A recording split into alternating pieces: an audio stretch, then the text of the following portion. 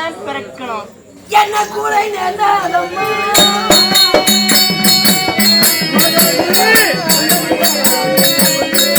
என்ன கூட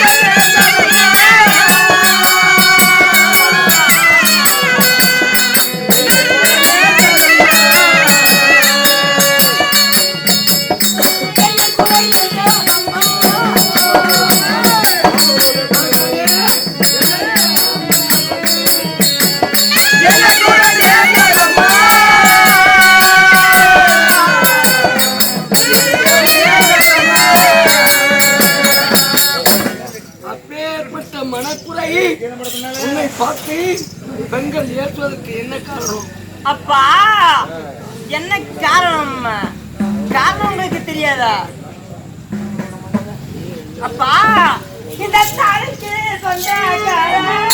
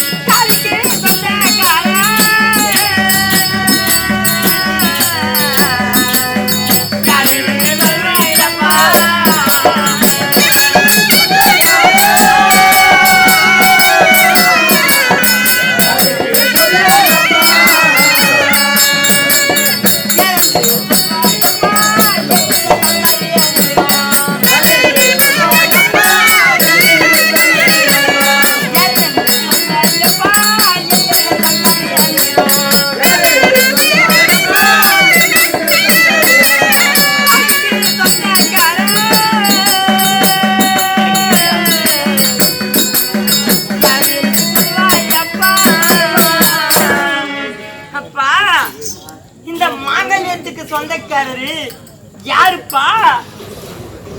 ஆமா, என்னுடைய மகளுக்கு அந்த மாங்கலத்துக்கு சொந்தக்காரர் யாரு நீ கேட்டியா? நான் ஏன் கேக்குறேன்? எனக்கு அறிவில்லை. நான் வயிற்றுக்கு சோர்த்துள்ள உணவாரிடம் அவர் மாதிரி பிஸ்கெட்டை சாப்பிடுறது இல்ல பாக்குறேன். நான் எங்க சொன்னேன்? நான் சொல்லுடா. நான் இது என்ன சோத்துன்னு வாயில ஒண்ணு மாதிரி பீத்துன்னு வாயில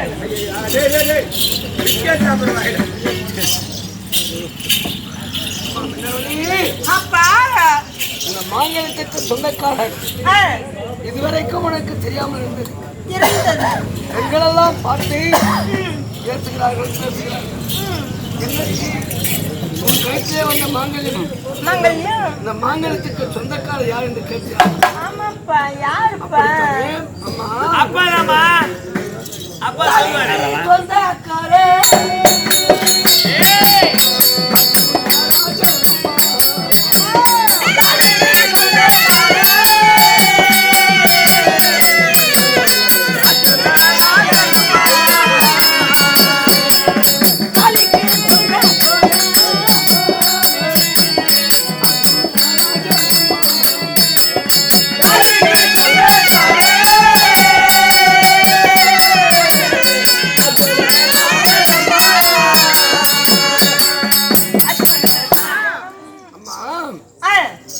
இதுவரைக்கும் தெரியாமல் இருந்தது.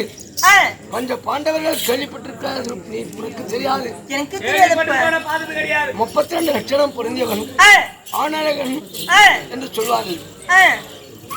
எதிரோமம் படைத்தவன். இப்படி இருக்கும் போது அப்பா இவை அனைத்து சொல்லிவிட்டீங்க. என்னுடைய கைத்தில் இந்த மாங்கல்யமாகப்பட்டது எப்படி வந்தது? சரி, இந்த நேரம் அந்த உன்னுடைய கணவரை நீ பார்க்க வேண்டும். அப்படித்தான்ப்பா. அப்பா எப்போ வருவாரப்பா?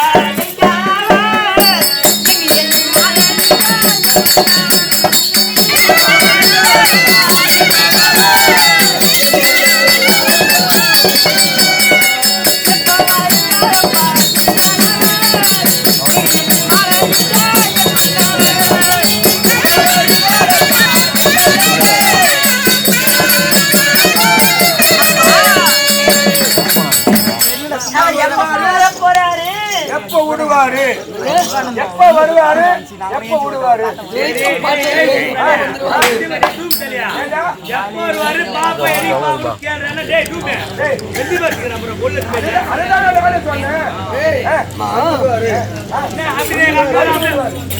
உன் கணவரை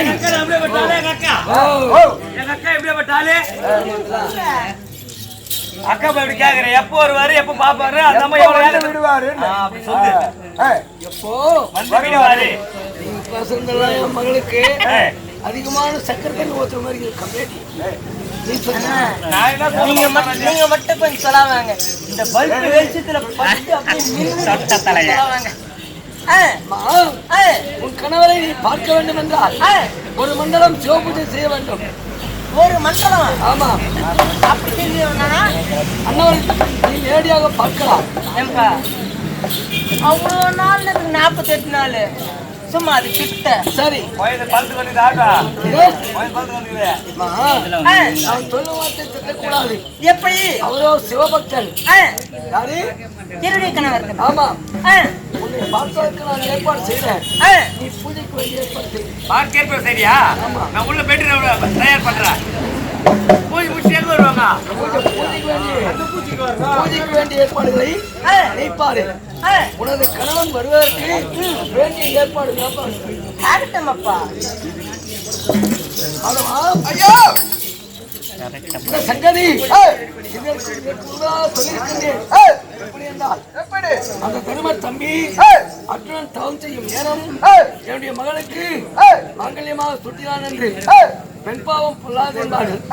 ஆகையால் உடனடியாக என் மகளை பார்ப்பதற்கு இந்த அர்ஜுனன் எங்கிருந்தாலும் வர வேண்டியது என்று அந்த தருமருக்கு நான் கீதம் எழுத வேண்டும்.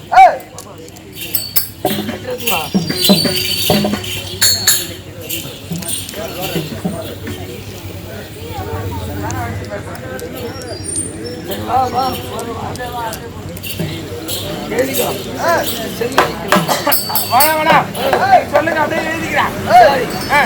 மகாஸ்ரீ மகாகணம் பொருந்தியே மகாஸ்ரீ மகாஸ்ரீ மகாகணம் பொருந்தியே மகாஸ்ரீ அம்மா கர்ப்பஸ்ரீ ஓட்டுங்க கவர்மெண்ட் ஆஸ்பத்திரி.